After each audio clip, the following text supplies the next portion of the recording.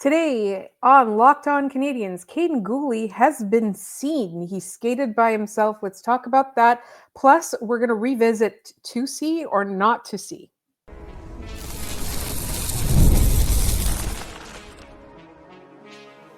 You are Locked On Canadiens, your daily podcast on the Montreal Canadiens. Part of the Locked On Podcast Network, your team every day.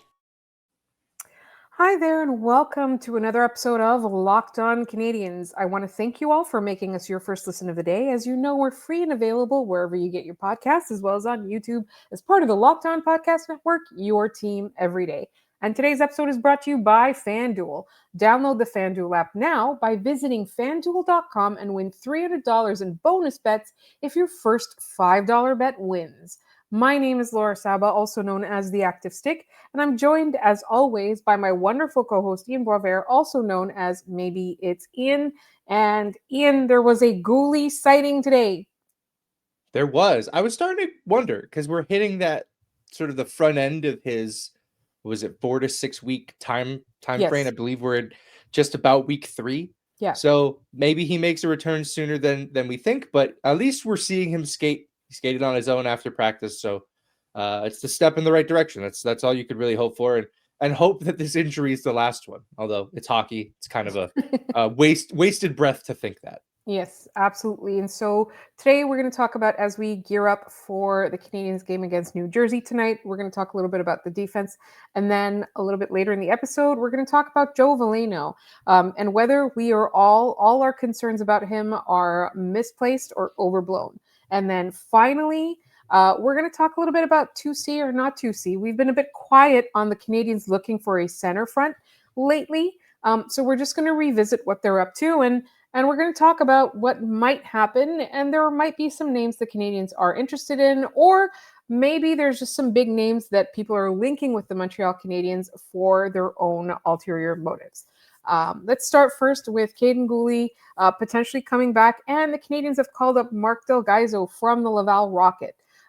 He's probably not likely to play because we've seen this before. I think he's just a body, right? He's just a body that's going with them to New Jersey, so that somebody can play.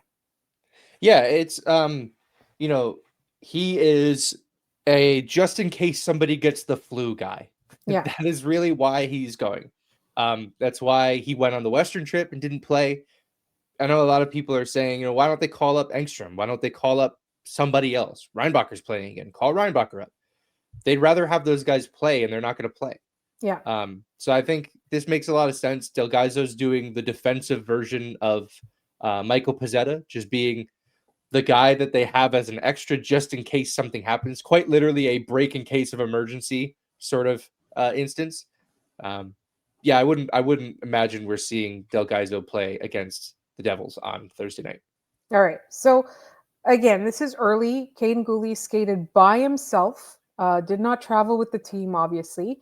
This is the first time he's been spotted on the ice since he got injured. What is the impact, I think, now that the Canadiens know that a return is not necessarily imminent, but on the way, does anyone get nervous? Do we watch maybe some players either make ill-advised decisions or hold on to their sticks a little too tight? What do we have to expect in the next couple of games from the D-core? The only thing I can think of right now is, Laura, you've seen Chopped, right? You've seen the show Chopped. You know how they sort of shoot those episodes where, they're like final minute chefs and they're like plating everything furiously. And then it's like hands and pencils down. We're in the final minute of a round of Chopped between Jayden Struble and Arber Xhekaj. Yes, that's what's happening. And it is almost pencils down.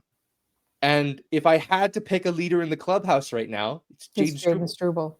I mean, he's played a more effective game. He's being trusted further up the lineup. I did think it was interesting that when in the last game, when both Matheson and Dobson were in the penalty box during that 5-on-3, who were the defensemen out there? I believe it was Alex Carrier and it was Arber Xhekaj. It wasn't Jayden Struble in that moment. Now, did they get scored on? Yeah, but that wasn't really entirely Arber Xhekaj's fault. It's a 5-on-3. What are you going to do? Yeah. But I do think we're approaching pencils down for these guys. And then you never know when your next shot is going to be. So both of these guys have to make this these next couple games, this next couple weeks, Really worthwhile. count. Yeah.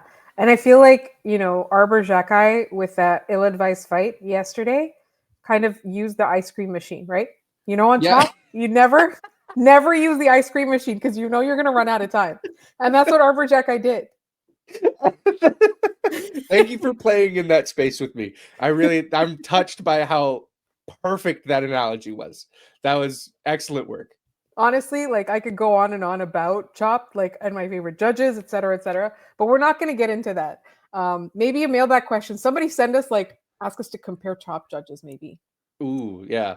Yeah. So oh, by the way, that was our mailbag episode. After the Yeah. new recap, we'll have our mailbag. And if you want to send us questions, lockedoncanadiens@gmail.com is the best way to reach us. We have our socials. You can leave them in the YouTube comments as well. But let's get back to the game against New Jersey. I really want to talk about that a little bit. So I took a look at their record. They had a really poor game. They also came back from a Western road swing, very much like the Canadiens. They played different teams, though. They did not play very well in their last game, so they're really looking to rebound. They did not play well against Anaheim, and honestly, like for something that's really important to note too is that like for all intents and purposes, like Jake Allen is their number one goaltender. Which is great. They just extended Markstrom, but like you're not wrong. Like he's the better option right now, Allen. He's blowing Markstrom out of the water with the stats. Like so, it is possible or / likely we might see him in the game tonight. At the time that we're recording this, we don't know what the lineup is going to be. They don't really have like their key injuries. Like they still have everyone that they need to beat the Canadiens handily, right? So like this is going to be a big challenge for the Montreal Canadiens, and it's going to be a big challenge, I think, defensively in particular. Yeah, look, I mean the firepower on the Devils is well documented. Jack Hughes eats the Canadiens alive. Yes, every time. Every time. They're a high-scoring offense.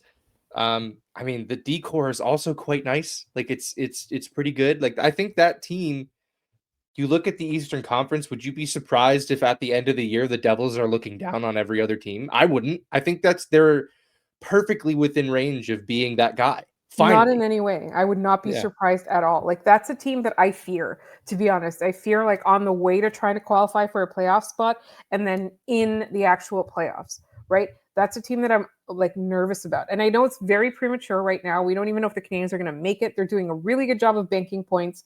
But they really we need to see them play convincingly against a really good team. And I think New Jersey is like their first big test. We thought it would be Toronto, but Toronto is not playing very well right now. Like, so I don't think that counts.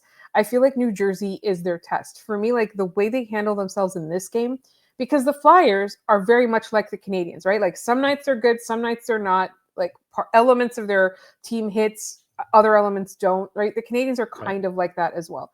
So, like, really, for me, the New Jersey Devils are the first benchmark that I'm looking at.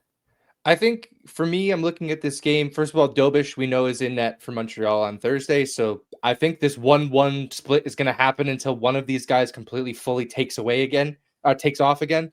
I really liked Montembeau's comments after the last game, how he felt that as he felt fortunate to stay in the net at 3-0, which is kind of how we all looked at it as well. But he felt that he got better as the game went on, and the confidence of keeping him in allowed him. He said it was the best technically he's felt since the first game of the year. So that's a great sign for Montreal. But Dobish gets the net on this one. Looking at the penalty kill numbers, Montreal just played Philadelphia, who's 6th in the NHL in the penalty kill. They don't really get any easier. They're going down to the New Jersey Devils, who are in 7th. So another stout test for this power play unit for the Canadiens, which has now since moved up to 6th in the National Hockey League. They're over 30% on the power play. A lot of that's because they can't buy a power play. Like they can't, that's how our rates work. They don't get a lot of chances relative to the rest of the league. So I think it's going to be another test for them. But generally speaking, 5-on-5, every line has to be better than they were in the last game. Especially the line, the guy we're going to talk about in a second, whatever line Joe Valeno finds himself on seemingly is not very good. I think they need to be better as well. Yeah. And I really want to see the Matheson and Dobson pairing that we saw in the first, what game are we? Where are we now? We're like 9-4. So like in the first 11 games, I want to see, or 12 games. I'll give them that. In the first 12 games, I want to see that pairing. come back against the Devils, which again, like the last couple of games wasn't necessarily their fault. I just felt like they were put in situations unnecessarily. So the whole team as a whole needs to be better so that they can be magical again. All right. Up next, we're going to talk about Joe Valeno.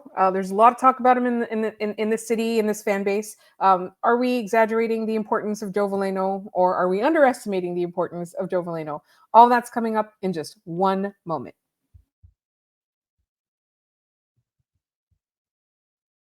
This episode is brought to you by FanDuel. The NBA is back, and there's no better place to get in on the action than FanDuel, the official sports betting partner of the NBA. Even if you missed the start of the game or want to ride the hot hand, FanDuel has live bets on everything from who will score next to fourth quarter comebacks.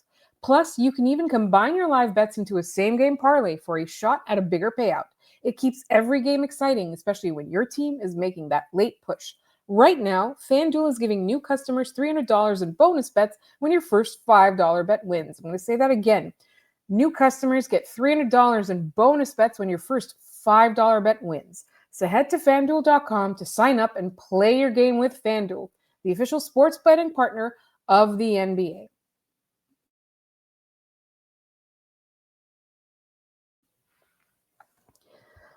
All right, it's time to talk about Joe Valeno. I feel like this fan base has been doing nothing but talking about him for the last week or so. Get that guy off my team, that kind of stuff. Yeah. I don't know. I feel like we're exaggerating the importance, but at the same time, underestimating the impact of Joe Valeno. Yeah.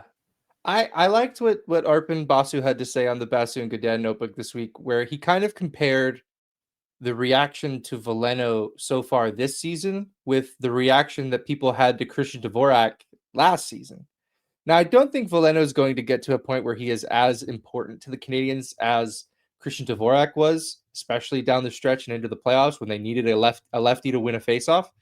But I do think that right now, the reaction to how Veleno is playing is entirely disproportionate to what we should be expecting from him, right?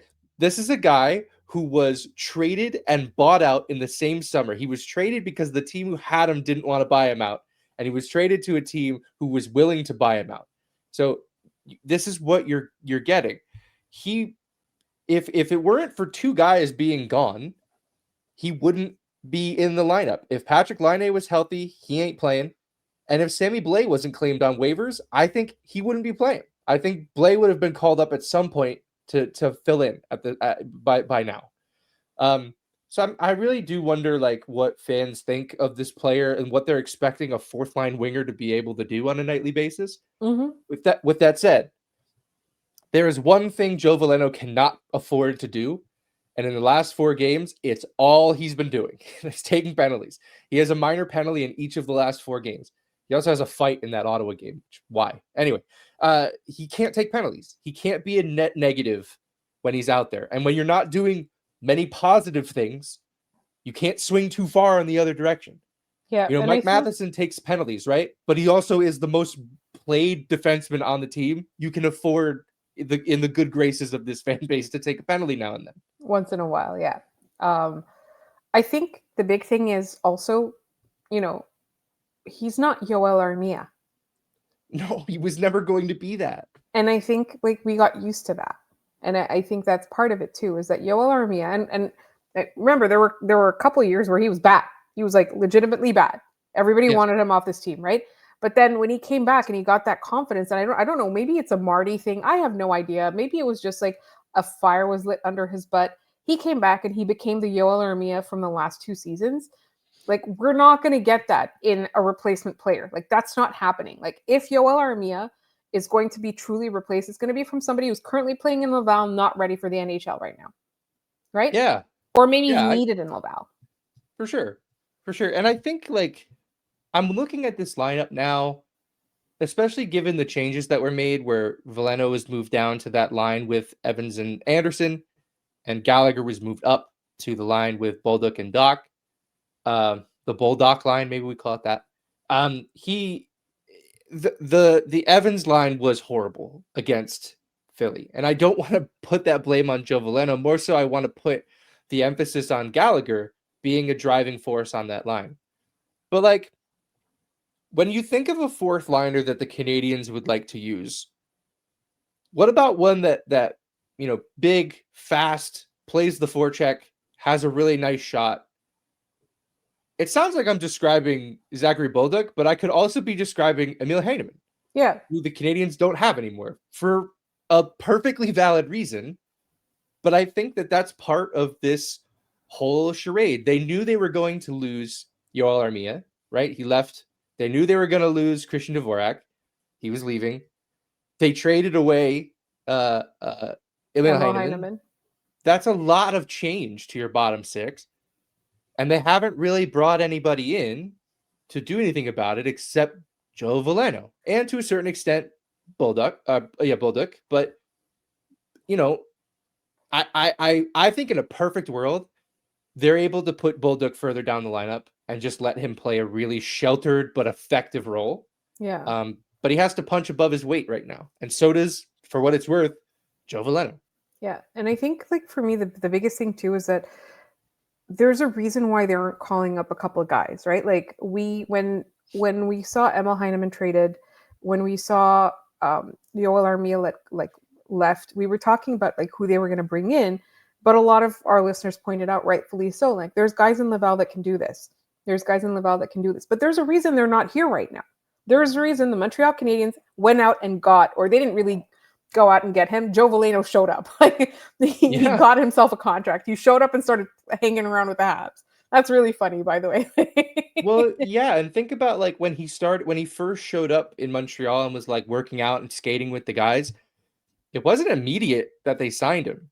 I don't think Joe Valeno was playing A, B, C through F. Like I just don't think that this was something they really thought was going to work. I think it's why they also got Blais at the same time. They're like, the odds are one of you is going to be a fine option as a fourth liner. Yes, temporary option. Like that was a thing. I think in both cases, it was clearly temporary.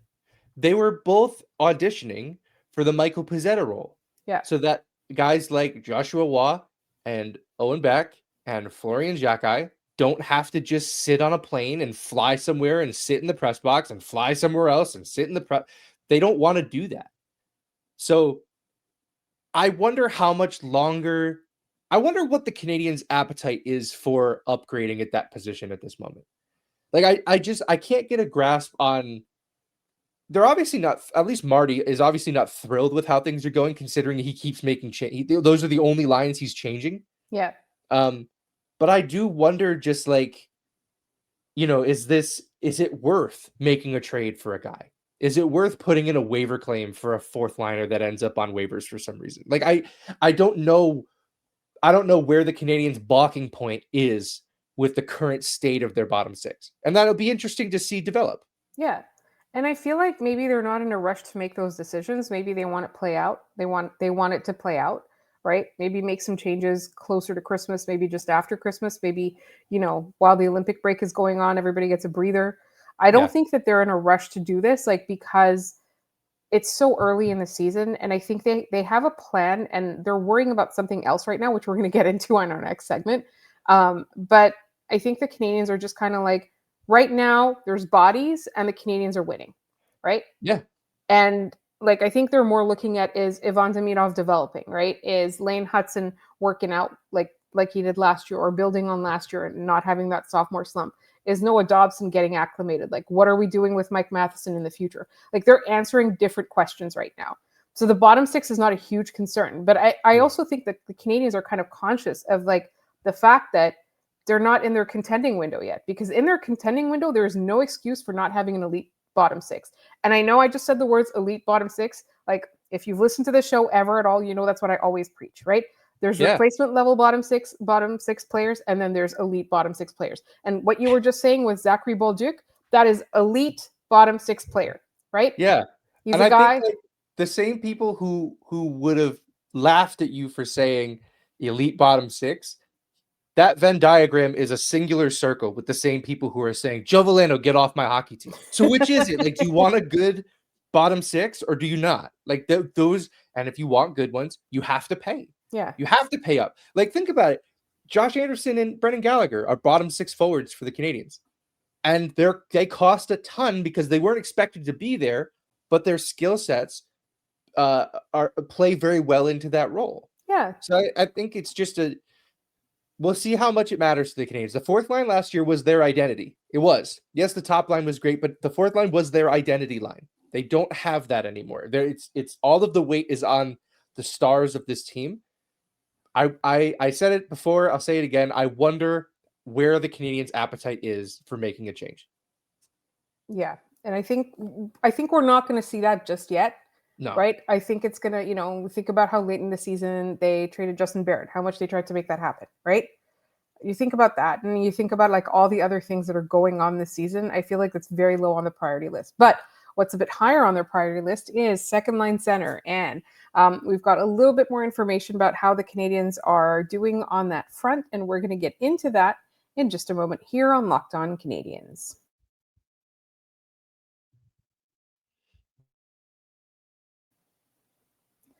This episode is brought to you by Rougiet. Let's be real. Making excuses doesn't solve anything. We've all heard them before. It's just stress, I'm tired, or it happens to everyone sometimes. But when it comes to performance, sometimes your body just needs a little extra support. And that's where Rougiet comes in. Rougiet.com offers fast-acting, doctor-prescribed treatments for ED designed to help you stop making excuses and start making moves. Rougiet makes it easy to get started. You just connect with a board-certified doctor 100% online. No awkward waiting rooms, no in-person appointments. If prescribed, your treatment ships discreetly straight to your door. The process is fast, simple, and private, and it's all handled by real doctors. It's about confidence, connection, and getting back to the moments that matter. Visit rugiet.com/LockedOnNHL to get 15% off your first order. That's rugiet.com/LockedOnNHL. And don't forget to use our code LockedOnNHL so they know we sent you. Rougiet. Stop making excuses and start making moves.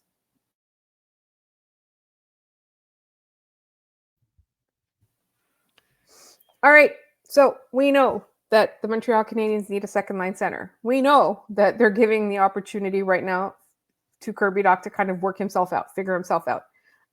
But we also know that they have done more homework, I think, about this second line center since the end of last season than I did in the entirety of my college career. Yeah, it seems like the Canadiens are very active on this front. Elliot Friedman was on Morning Cup of Hockey on the 5th of November and said Montreal, to me, is going to try to get their hands at some point on the best center they can find.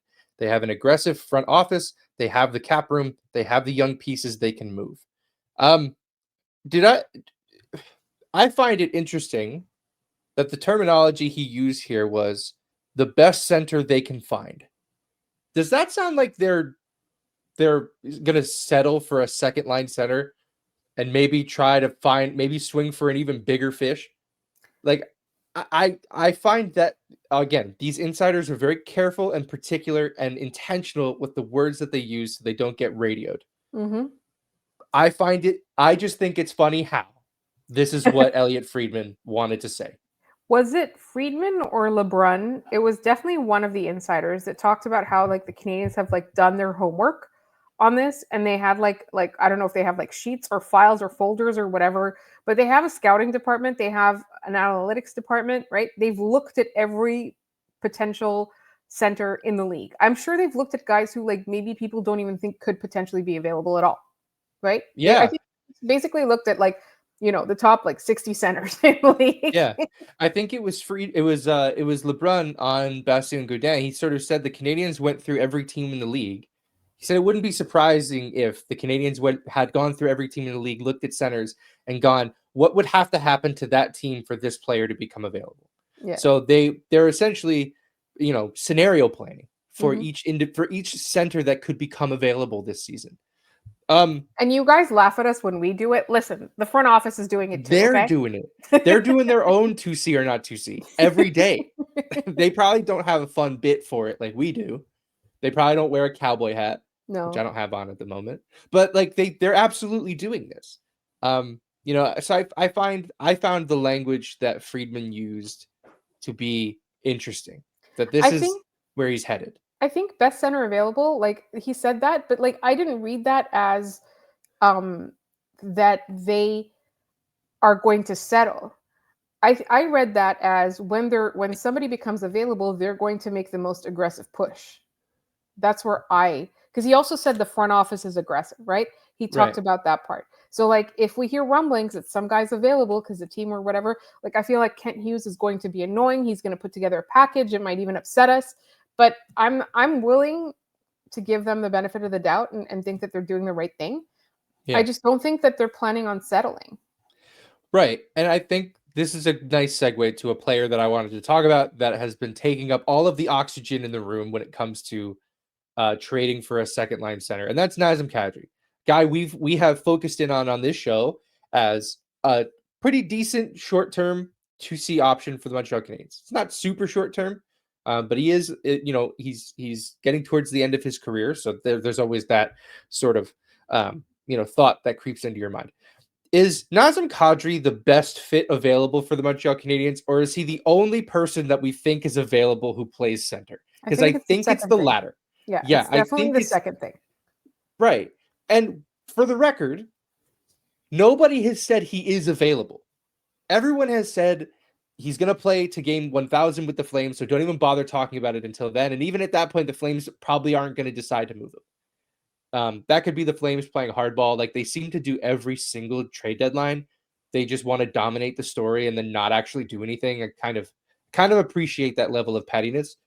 But what worries me the most about Kadri at this point is I think he plays like a Florida Panther, but he does not get the alibi of a Florida Panther. And I wonder how much of that's going to hurt him. I wonder, it's been a while since he's been in the playoffs, I think. Like, I wonder what that looks like. If referees are willing to give him the benefit of the doubt like they did early in his career, or if it's going to be late stage Maple Leafs, Nazem Kadri. Like I'm sort of curious to see where the vibes sort of land on a player like that. But again, all of this to say, I think he's just the only guy that anyone can think of that might be available right now because they're looking at the standings, going Flames bad, Kadri old, available. Like Yeah. that's the line that people are drawing there, and I get it. But I'm also at a point where I want to see some other names pop up. So there's some competition in the marketplace, and it's not just, well, Kadri's the only one, so go throw all of your trade chips at him. I don't really love that thought. I don't love it at all.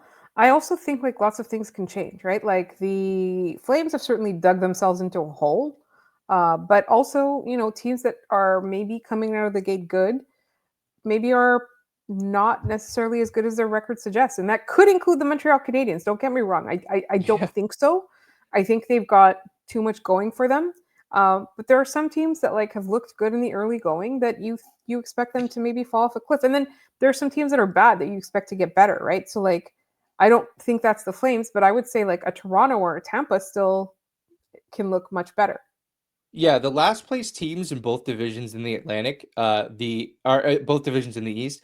The Atlantic last place, the Florida Panthers. The Metro last place, Washington Capitals. Yeah, Those I teams don't will think not that. stay in Yeah, those spots. yeah. Like we are basing all of our opinions off of 13 to 14 games worth of evidence, and it's not. These teams are going to snap out of this. Yeah. Montreal was terrible. They were in last place by this time last year, and they very much made the playoffs, and they were one of the better teams down the stretch. So we need to pause and wait. We'll see who becomes available. I think as we start to see more McKenna highlights, a lot of teams will decide, yeah, this season ain't worth it, and they just they completely mail it in Yeah. for McKenna. Yeah, we let it go. All right. Real quick before we get into our trivia, tomorrow is our mailbag episode. So you can send us mailbag questions at lockedoncanadians@gmail.com. You can put them in the YouTube comments, and you can also reach us on social media. We're Locked On Canadians at Blue Sky, Instagram, and TikTok. That is where we will get your questions. So please send your mailbag questions for tomorrow. We've already got a couple in the tank that we're really excited to talk about, but the more the merrier. We just really love hearing from you guys. And sometimes you send us a question that turns into an entire segment, much like, we had that on yesterday's episode, and we love that. So please get in touch with us. But first, it's time to do our trivia. Yes. All right. Trivia question. Yesterday's question was, this former Montreal Canadian spent just one season in Montreal, scoring 4 goals in 29 games. He also played for Toronto, Phoenix, Chicago, and Washington. Who is this guy, Laura? Sergei Berezin. It is Sergei Berezin. The reason I chose him is that yesterday, as you all answered this question, it was his birthday.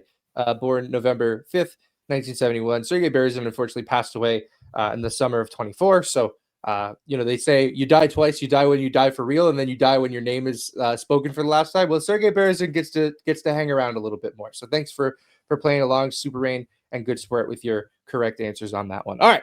Today's question, we head into the Brian Gionta Bowl, Montreal in New Jersey to take on the Devils.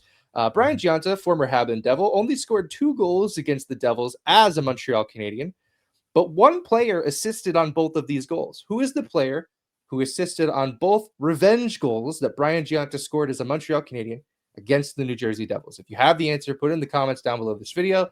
Let us know any way you know how, and we'll show everybody how smart you are.